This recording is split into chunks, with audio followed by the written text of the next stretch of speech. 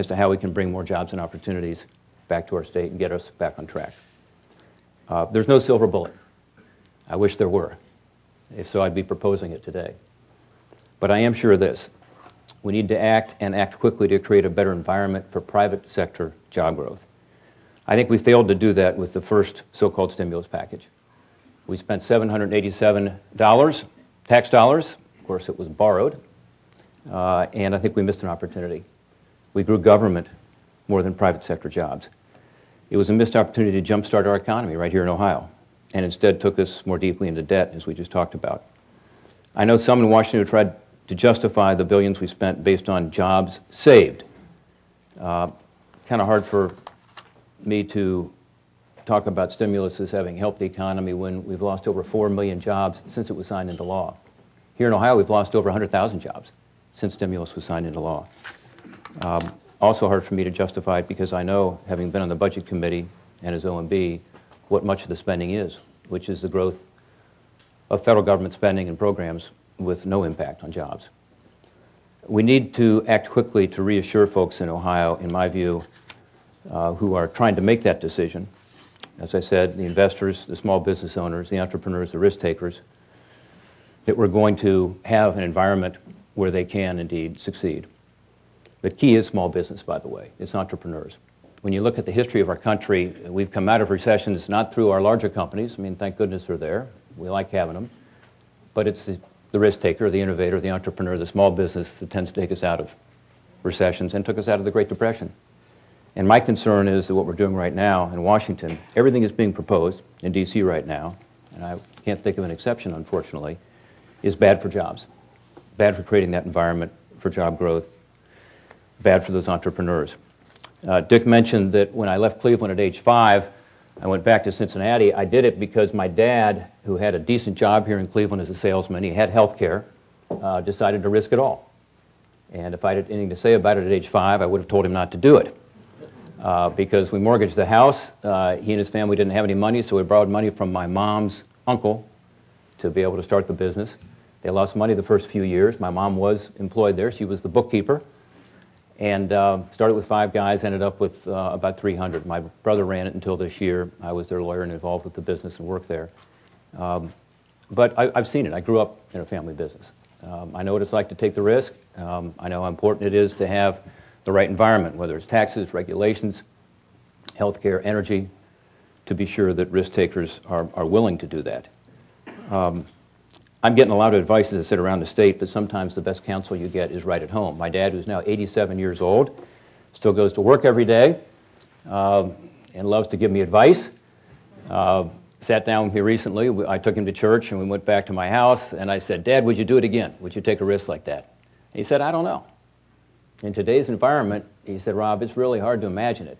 And I said, "What do you mean?" He said, "Well, look at it. I mean, we're going to have higher taxes for sure. You can't have this kind of spending without having a significant increase in taxes." Well, that's just common sense, but it's actually very real when you look at what's being proposed over the next year even. In other words, starting a year from now, you're going to see big increases in capital gains taxes and dividend taxes, income taxes, recently proposed increases in payroll taxes. All of this is part of the environment that a risk-taker entrepreneur has to look at as to whether to make that investment. He talked about the fact that we're going to have higher energy costs if this bill that passed the House ends up getting enacted, and he's right on that too. The so-called cap-and-trade legislation will increase energy costs here in Ohio pretty significantly. If you talk to the utilities here in Northeast Ohio, they'll tell you probably 20 to 60% increase. Why? Because we're so dependent on coal. About 87% of Ohioans get their electricity from coal. And second, we're a heavy manufacturing state. So Ohio has a disproportionate impact from the cap-and-trade legislation. It's not true on the coast, by the way, but we get hit particularly hard. The National Association of Manufacturers has done a study on Ohio, and because of our coal and dependency on manufacturing, they think we're going to lose 100,000 jobs just based on the cap-and-trade legislation. My concern, frankly, is that I don't think we'll get the environmental benefits either, because I think the jobs will leave here and they'll go somewhere else where they don't have the same pollution controls that we have in this country. And unfortunately, again, it's already passed the House and may have the votes in the Senate, and it's working its way through. That's not a good environment for risk-taking and entrepreneurs. And then healthcare costs. My dad, like those of us in this room, have no idea what's going to come out of this process, but I think one thing we do know for sure is it's going to increase costs. And it's not just the cost to the Treasury. That concerns me. It should concern you. Over a 10-year period, it's about $2.2 trillion. It's $1 trillion over the first 10 years of this budget window because although the revenue measures start right away, the spending actually is put off until 2013 and 2014 in order to fit it within the 10 years at $1 trillion. But the fact is, 10 years from 2013 to 2023, it's about $2.2 trillion. But actually, although that's a huge concern of mine, and particularly how it's paid for, which is coming out of Medicare, which is already heading toward insolvency, my big concern is what's it going to do to the cost of health care? What's it going to do to innovation? Will it increase or decrease premiums? All the analysis I've seen, independent analysis, and the CBO analysis indicates it's going to increase, not decrease the cost of health care, which is one of obviously the huge problems in our system. In order to get more people access to health care, which is critical, we've got to deal with the cost side. According to the Joint Tax Committee, which is a nonpartisan group that provides advice to the Congress, there's an estimated tax increase of $370 billion over 10 years in the bill as well. So again, it's part of creating that environment that discourages growth.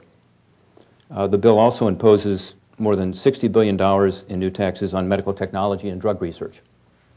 This should be a concern to Northeast Ohio because we've got a lot of great companies in this area. Benvenue would be one, Invacare would be one, Abbott Technologies, just to name a few. And many are responsible for some of the medical breakthroughs that have improved healthcare in this country. The final one I'm going to mention, and this is sort of a list of concerns that I'm not going to go into all of them and be comprehensive, but the last one I want to mention that's very important is labor relations.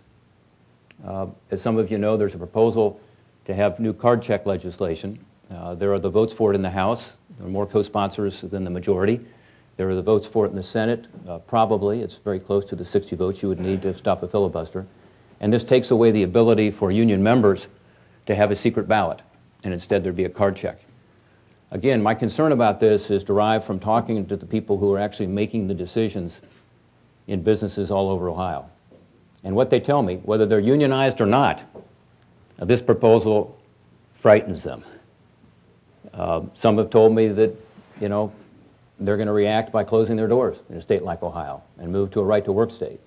Others have said they're simply not going to be able to operate with that kind of imbalance in terms of labor relations. So card check is another issue that we have to be concerned about, I think specifically concerned about here in Ohio. All of these proposals are job killers, and in my view what they do is unilaterally disarm Ohio and Ohio workers and create an environment of at least great uncertainty that discourages investment and risk-taking.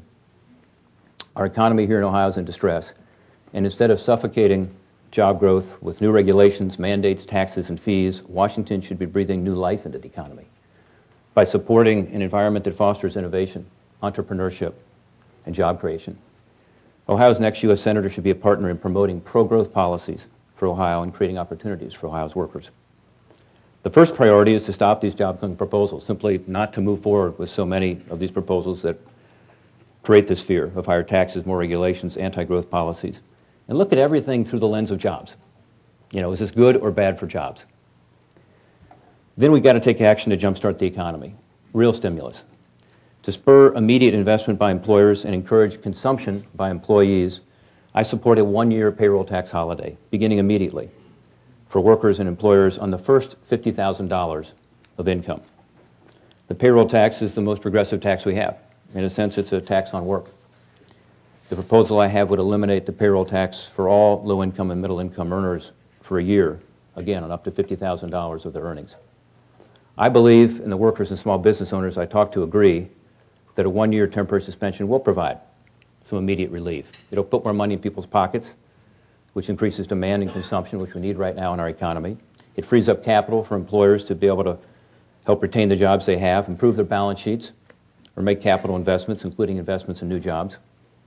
There's a recent economic study that estimated that cutting the payroll tax in half for all workers, not just at $50,000, but all the way up, but cutting it in half, is about equal to all the job losses we've had since the stimulus was passed, 3 or 4 million new jobs. The proposal that I have has about the same effect, although it's more focused on lower and middle income workers.